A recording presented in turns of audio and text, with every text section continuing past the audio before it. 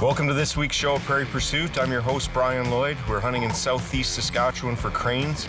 We're with Bay Prairie Outfitters. We got a group here from California. They come up every year waterfowl hunting. Here in Saskatchewan, you're allowed 5 cranes each. It's one of the better limits for cranes across North America. We had a lot of fun bringing this show to you. In this week's show, you're going to have a good opportunity to see some world-class crane hunting. Stay tuned.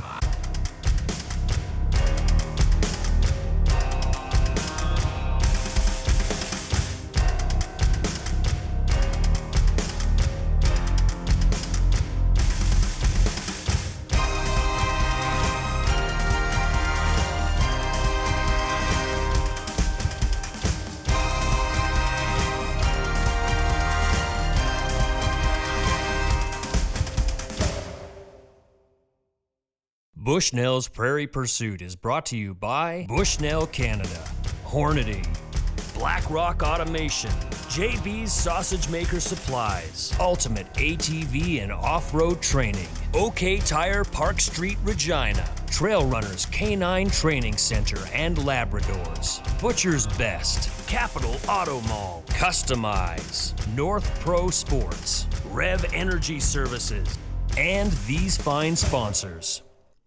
Big group of cranes in the back of this field and another 500 Canadas. Real important to be able to scout these fields is good optics, to be able to see deep in the field and know what's going on.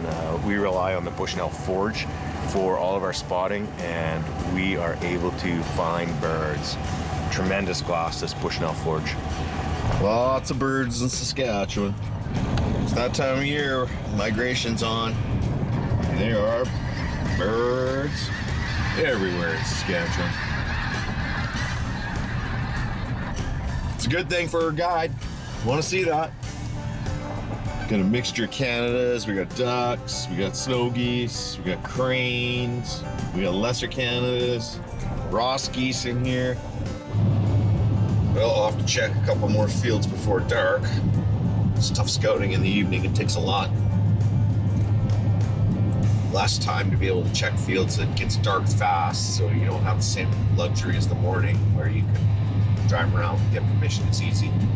We're gonna check one more field that we shot a couple days ago, see if the cranes are back in there, and if they're back in there, I might take a thought about hunting them again. But I found one field tonight, so it's decent.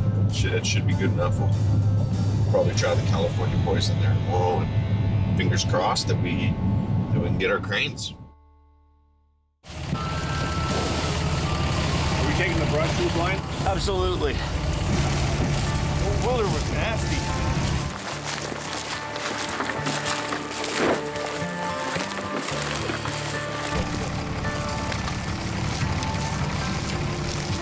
Hi, how are you?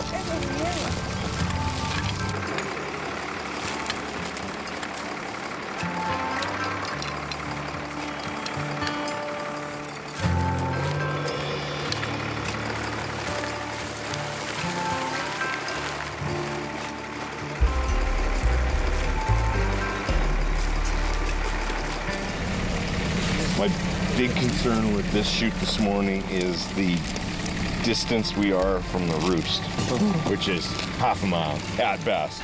This week we're crane hunting in Saskatchewan, on the southeast part of Saskatchewan.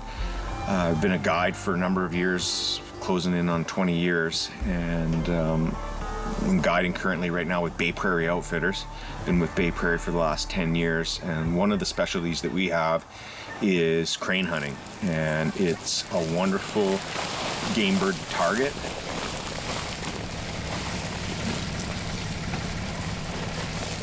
Ready? One of the most important parts of crane hunting is good concealment. This is an A-frame blind. It's all been brushed in with willows and grass. Come take a look inside.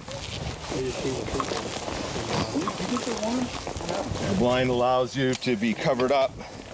You hook up the sides, stay very low in the blind like this. Birds can fly overhead, can't see you. When it's time to shoot, you're able to stand up and shoot over the blind. But when you do crane hunting, can't emphasize the importance of concealment and running your decoys away from your spread. having the birds focus on decoys, not on the blind.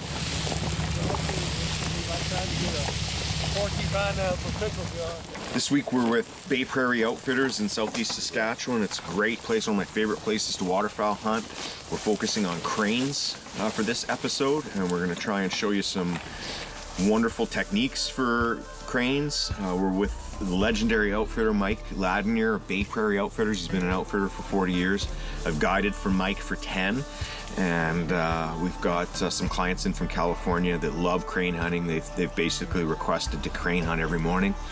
So we're going to go out with those boys. We'll show you how we set up. We'll show you the fun that we have with crane hunting, and it'll be a great episode.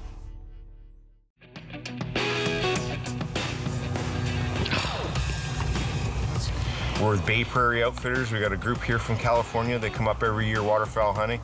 I have the pleasure to be able to guide them. This is a group that really enjoys crane hunting, and if we can put them on a crane hunt each of their 3 days, that's what we try and do. Today's their first hunt out. We got a full limit of cranes. That's 20 cranes for 4 guys. A tremendous shoot. Here in Saskatchewan, you're allowed 5 cranes each. It's one of the better limits for cranes across North America. Like 2 cranes coming this way. Yeah. This is kind of an exotic hunt. A lot of people that come waterfowl hunting don't really know much about cranes. And even myself, I really only started hunting them 10 years ago. We've gotten pretty good at doing it. You need a really good blind. You need some good decoys. You're going to see that on this week's show. You're going to see how we hunt them, the amount of fun that we have hunting them, and just what a good experience it is. You guys want to try them straight up? That one.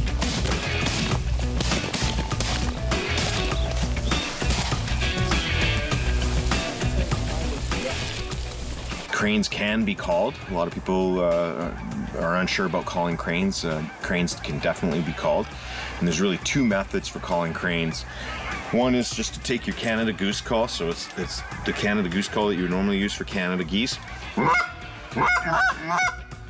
And you're just going to blow into it a lot differently. You're going to basically blow into the goose call by going. So the sound through the call for a crane. You're just changing the tone, a lot of back pressure. And you're able to call cranes right over you. It's very, very effective.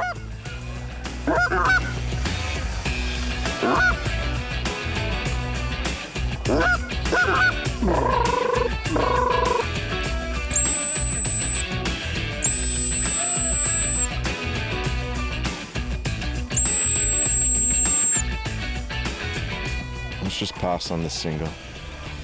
The other method is using a dog whistle. Juvenile cranes, young cranes make a whistling sound, and if you listen to them enough, you can kind of get it. But basically, I'll have the birds very close, and I want them to finish, and we'll start to use a dog whistle.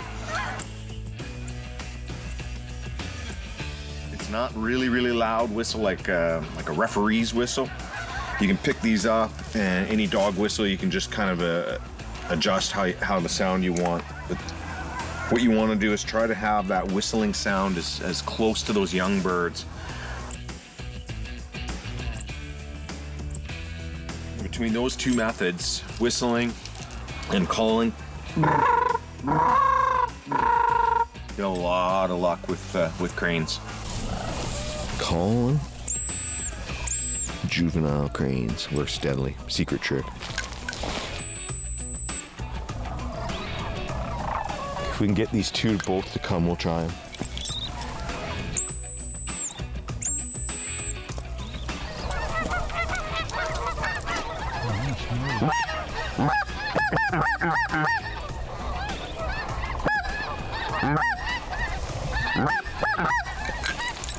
First snows I've seen on Silver Lake. Must have just come in. They weren't there yesterday.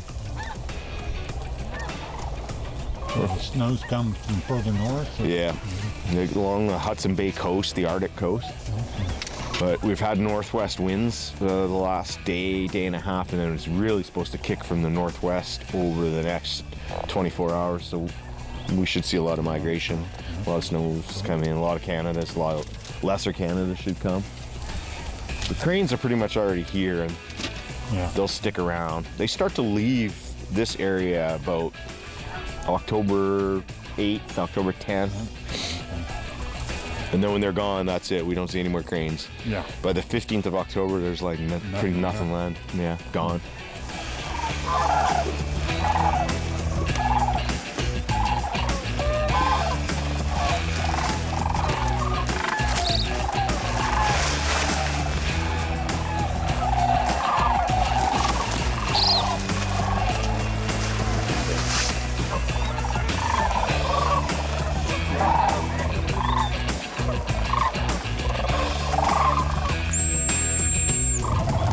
Try these low ones in the back.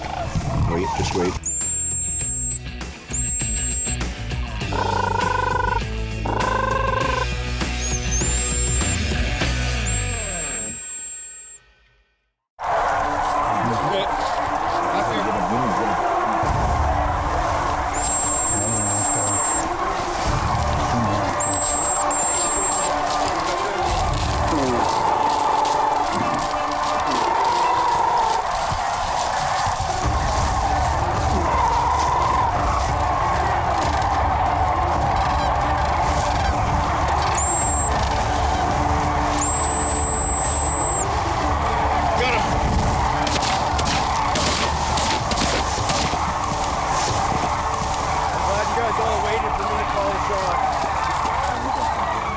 Good shooting, boys.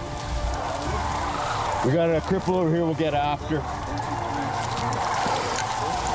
When we look at cranes, what makes them so unique? Well, part of it is a massive wingspan, and the other is this beak that is like a dagger. Very, very aggressive bird.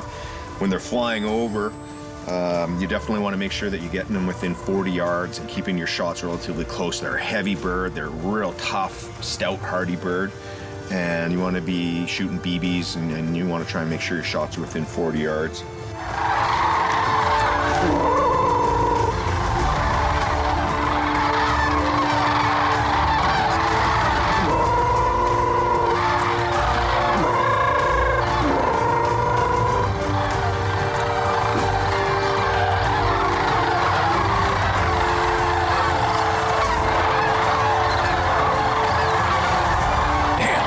In there more than the guy would have thought.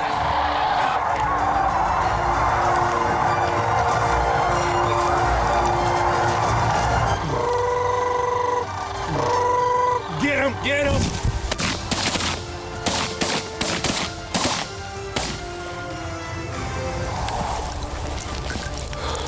Good start. They're confused. They're looking for a place to go. They don't know what's going on. So if we can keep them, catch them surprised, because pretty soon they'll all start going away from us, and we can get another confused group to do that.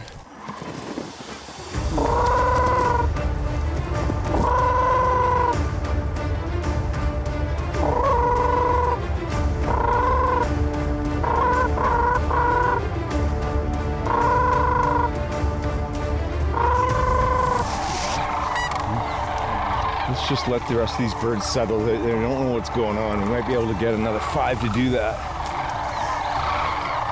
The other aspects you should talk about is dogs. You want to be real careful with your dogs. Did you do good?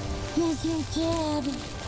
Most guides won't allow their dogs to retrieve them. We'll allow a dog to go in and corral a bird so that we can get there and close them off.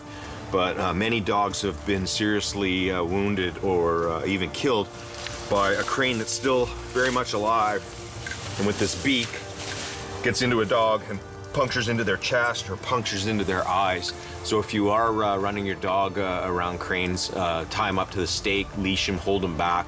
These birds can do tremendous harm to your dog, so be careful of that.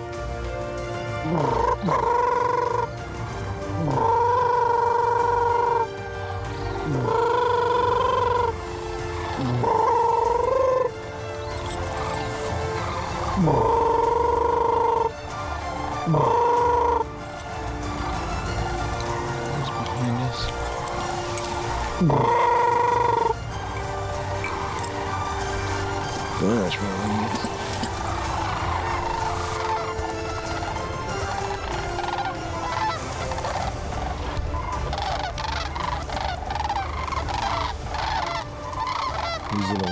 to the south of us, west.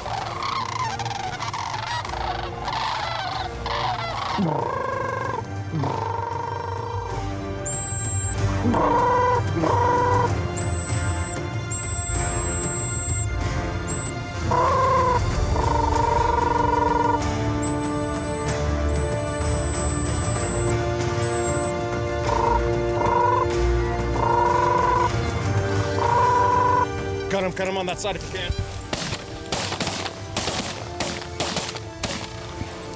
Good job, guys. What did we knock out of that? So, 5. A lot. Good job. 5.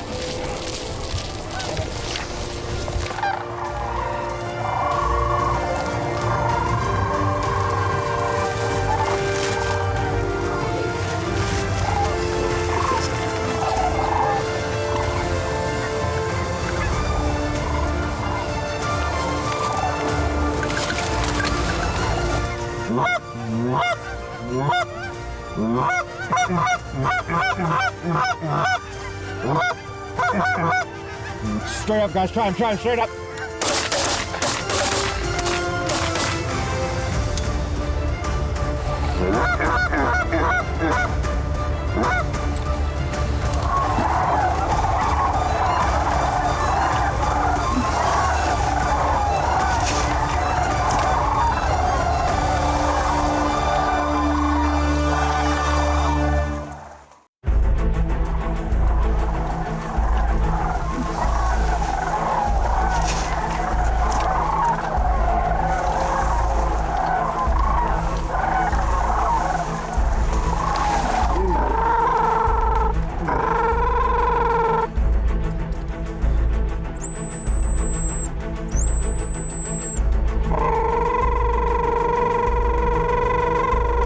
Kill him if you can.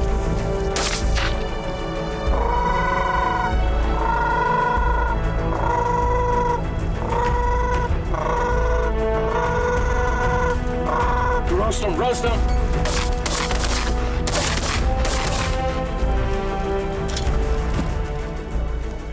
3, 13, 17 birds.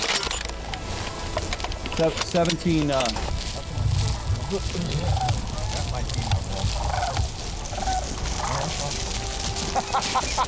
Got that far on? What? Oh, we got one on this side too. Oh, we got another one out there. Yeah, that made 4. That's not bad. That's 17. So some folks will ask me, well, what are these pieces of silver on your lanyard? These are basically bird bands. Birds get banded all through North America, and every once in a while, if you're lucky enough, you'll harvest a bird that has a band. You phone it in and you can get information about where the bird was banded. I believe around 60 million birds have been banded over 120, 130 years. Only 1 million of those have been recovered. So it's fairly rare to get a band. You phone it into the program and you get information about the age of the bird, the sex of the bird, species, where it was banded, and then obviously where you harvested it. And biologists and researchers use that data to track and understand the migratory patterns of waterfowl. For us, we call it cowboy bling, country boy bling. That's what this is. So it's this is our jewelry. That's okay. There's a bunch still in the main roost, which is behind us. There's a big flock coming up. Mm-hmm. Oh, there you go. So how many more can we shoot? 8 more? Now with us shooting again, the marsh is lifted, so the birds might come to the marsh, see that it's empty, and think, oh, they're in the field. Shoot him, guys.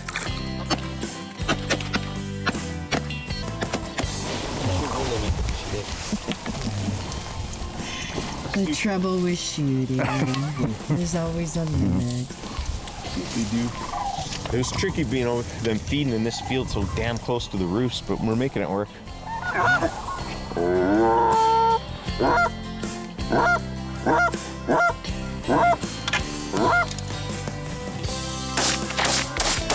job.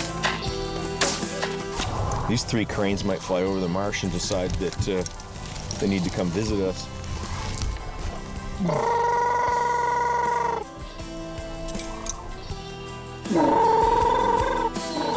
I hope you enjoyed this week's show, waterfowl hunting and crane hunting with Bay Prairie Outfitters.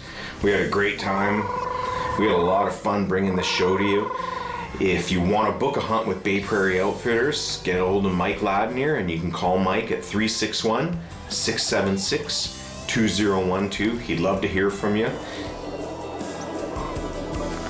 I can film whatever I want. Hope you enjoyed this week's show of waterfowl hunting, specifically crane hunting with Bay Prairie Outfitters here in Saskatchewan. We really enjoyed putting this show together for you.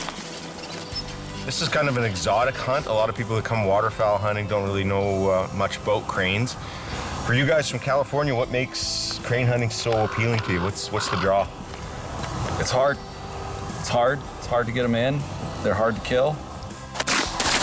Watching them come down is the second half of the fun. And they taste the best. I was going to say they're called ribeyes of the sky. Ribeyes of the sky, they taste delicious. For sure. There's something primal about hunting these pterodactyls. It's a unique experience. If you've never been crane hunting, you're thinking about it as an opportunity, it's great fun. We're blessed here in Saskatchewan to be able to hunt cranes. Not many places in North America allow you to hunt cranes. This was a great show. Hope you had fun. We really enjoyed bringing this show to you. Try crane hunting. You won't be disappointed.